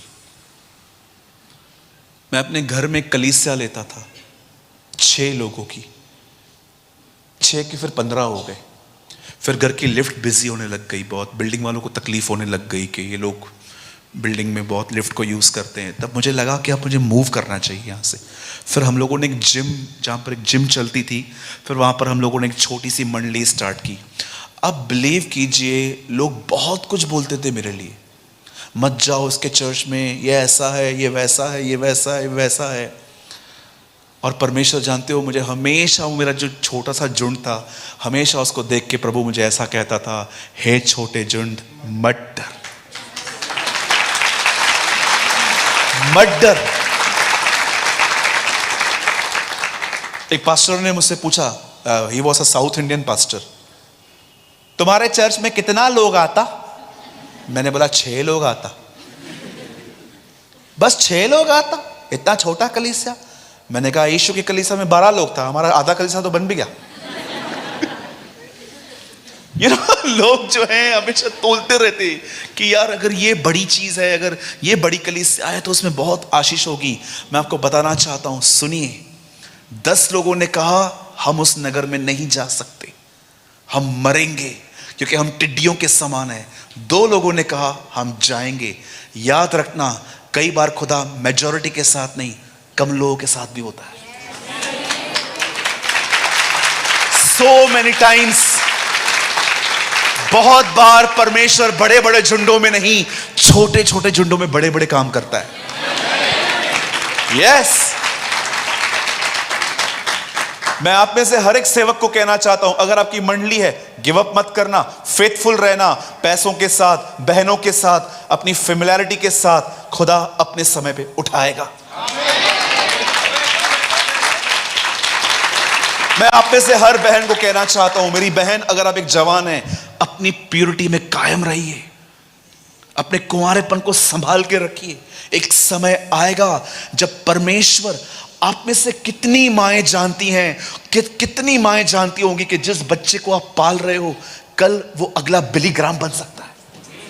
जरा सोचिए, क्या तिमुथियुस की मां जानती थी कि जिस बच्चे को मैं पाल रही हूं वो आगे चल के पौलुस के साथ घूमेगा? आप बहनों को परमेश्वर ने एक मिनिस्ट्री दी है अपने बच्चों को उस तरह पालने की जिस तरह वो खुदा के लिए। मुझे बहुत पसंद है ये बात कि हन्ना को एक बच्चा हुआ, उसने वो बच्चा परमेश्वर को दे दिया, और नेक्स्ट वचन लिखा है उसके बाद उसे और भी बेटे बेटियां पैदा हुई, और भी बेटे बेटियां पैदा हुई। आपको इस बात की कोई फिक्र नहीं होनी चाहिए। लिसन, इसे इस तरह मत लेना कि आज के बाद आप काम नहीं करोगे घर पे, इसको जो सोचना है सोचने दो। No, it's not like that. कई बार हम लोग वचन को गलत वे में लेते हैं। एक दिन मैंने अपने चर्च में प्रचार किया, सबसे मेल मिलाप करो। एक भाई अपनी पुरानी गर्लफ्रेंड को लेकर आया, बोला पास्टर जी आई है, मैंने आपके वचन का पालन किया है। मैंने बोला ये ले। एक दिन हम प्रचार कर रहे थे, जो तुम खाओगे वो तुम्हें अशुद्ध नहीं करेगा। एक भाई ने बोला फिर तो मैं भी शराब भी पी सकता हूं, मैं अशुद्ध कहां करेगी। फिर मैंने बोला मूर्ख, वो पेट में नहीं वो सर में जाती है। कौन बोला वो पेट में जाती है? You know people in these days are so smart. मतलब अगर आप बोलोगे ना कि यीशु ने एक छोटी प्रार्थना की, लाजर बाहर आ, अच्छा तो प्रार्थना छोटी होनी चाहिए। चीजों को गलत वे से मत लीजिएगा। अगर आप सही हैं तो आपको किसी को भी एक्सप्लेन करने की कोई नीड नहीं है। That's it. मैं किसी को भी अपनी सफाई नहीं देता हूं। तुझे जो सोचना है सोच, आई डोंट केयर। अगर आप इस तरह जिएंगे ना मैन के ओपिनियन से, मैं आपके 2 मिनट और ले रहा हूं। आप जानते हैं नोहा के समय में लोग तैयार क्यों नहीं हो पाए थे? यीशु ने नए नियम में सीक्रेट बताया इसका, क्योंकि उन दिनों में लोगों के मन खाने पीने, शादी ब्याह और घर बनाने में बिजी थे, इसलिए वो तैयार नहीं हो पाए। आज एक और सीक्रेट बताऊं, आज के लोग क्यों तैयार नहीं हो पा रहे हैं? क्योंकि उनको बड़ी फिक्र है कि लोग मेरे बारे में क्या सोचते रहते हैं, लोग मेरे बारे में क्या बोलते रहते, मेरा पति मेरे लिए क्या सोचता है, मेरी पत्नी मेरे लिए क्या सोचती है। बहुत समझ रहे हैं? बोलो यीशु मसीह की। अगर आप परमेश्वर की खुशी के लिए जीना चाहते हैं, ये पहला स्टेप है। आज भूल जाओ आपके बाजू वाला क्या कह रहा है। अपने बाजू वाले को बोलो, अब से मुझे फर्क नहीं पड़ेगा कि आप मेरे लिए क्या सोचोगे। यस। और अपने बाजू वाले को यह भी कहो, जब तक मैं सलाह न मांगू मुझसे मत दिया करो। हाँ, कितने लोग एडवोकेट बन गए हैं चर्च में? एडवोकेट, ये ना कुछ लोग हमेशा सलाह देने के लिए रेडी होते हैं ना, होते हैं ना। मैं एक भाई के पास गया था, मैंने बोला ब्रदर कुछ सलाह चाहिए थी। बोला हाँ बैठो। और बाद में मैंने इतना अपने आप को मारा कि मैं क्यों गया उसके पास, क्योंकि उसने इतनी सलाहें दी कि लास्ट मैंने उससे पूछनी पड़ी कि इसमें से कौन सी मानूं। इतनी सलाहें दी उसने मुझे। चलिए एक रिपीट कर लेते हैं, ठीक है? कितने लोगों ने समझा मूर्ख की निशानी क्या होती है? बिना सोचे समझे बोलना। और बुद्धिमान की जो जो जो उसके अंदर रहता है वो सोचता ही नहीं है, जाने दो। A real Christian will be misunderstood.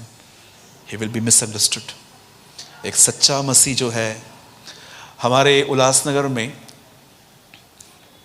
जब मैं प्रभु में आया, मैं सिंधी परिवार से हूं, तो मुझे बहुत लोगों ने बोला तू क्रिश्चियन हो गया, कितना पैसा मिला आपको क्रिश्चियन बनने का?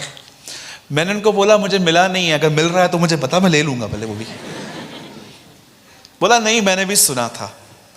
आपको पता है हमारे जहां मैं रहता हूं वहां पर ये बहुत रूमर्स होते हैं कि आपने धर्म बदल दिया, ये बदल दिया, वो बदल दिया। मैं हमेशा उनको एक बात कहता हूं। एक दिन किसी आदमी ने मुझे कहा था कि तू क्रिश्चियन बन गया, तूने धर्म बदल दिया, तूने ये किया, तूने मुझे वो किया। मैंने उसको बोला तू भी आएगा। लिसन, आप बिलीव नहीं करेंगे, उसको बैप्टिज्म मैंने दिया।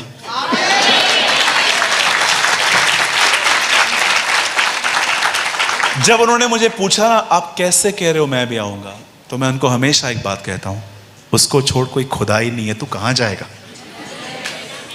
हमारे बॉम्बे में लास्ट आती है वीटी स्टेशन, CST कहते हैं, छत्रपति शिवाजी टर्मिनल्स। मैं हमेशा उनको बोलता हूं जीसस CST है, उसके बाद कोई स्टेशन नहीं है। He is the last. I am the Alpha and Omega, beginning and the end, first and the last. मैं ही प्रथम और अंतिम हूं।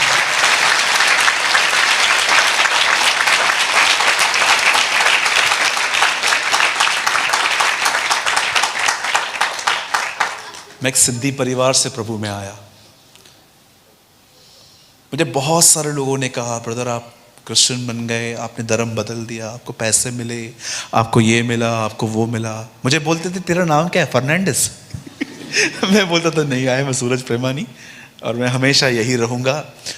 लोग हमेशा चर्च को क्या समझते हैं, वहाँ पर जाएंगे ना, एक बहुत बड़ा घंटा होगा, टंग, वहाँ पर एक क्रॉस छपा हुआ रहेगा, लास्ट में फादर सबको मारेगा जोर जोर से। लोग सोचते हैं चर्च ये है, पर यीशु ने कहा मेरा घर प्रार्थना का घर है। It's a house of prayer, जहाँ पर दुआएं होंगी, जहाँ पर उद्धार होगा। और मैं आपको बताना चाहता हूँ, जब लोगों ने मुझे ऐसी ऐसी बातें कही, मैं आपको बताना चाहता हूँ एक वचन जिसने मुझे हमेशा संभाला, जिसकी लोगों के ओपिनियन से बच गया। मैंने पहले दिन पर यह बात लर्न की थी, पहले दिन पर, कि जब मैं यीशु के साथ चलूंगा लोग मेरे बारे में ये बात कहेंगे। लेकिन वचन में क्या लिखा गया है, धन्य हो तुम जब मेरे कारण तुम सताए जाओ। और मैं आप में से हर एक को कहना चाहता हूं, ये मैं प्रोफेसी करता हूं आपके लिए, आने वाले दिनों में आपको भी कोई बोलने वाला है। मैं कोई प्रॉस्पेरिटी की मैं कोई प्रोफेसी नहीं करूंगा, ये मिलेगा वो मिलेगा। I will give you one prophecy, आने वाले दिनों में आपको भी लोग कहेंगे। तो उन दिनों में उनकी मत सुन के ये समझना कि उसने, जरा सोचिए कितनी अद्भुत बात है कि 2021 साल पहले उसने ये कह दिया था, मेरे पीछे आओगे खुद के लोग बात नहीं करेंगे, मेरे पीछे आओगे बाजू वाले को रात को सपना आएगा कि तू प्रार्थना पे गया था, मेरे पीछे आओगे ये होगा। पर आज भी हम पागलों की तरह उसके पीछे चलने के लिए तैयार हैं। ये उसका प्यार है।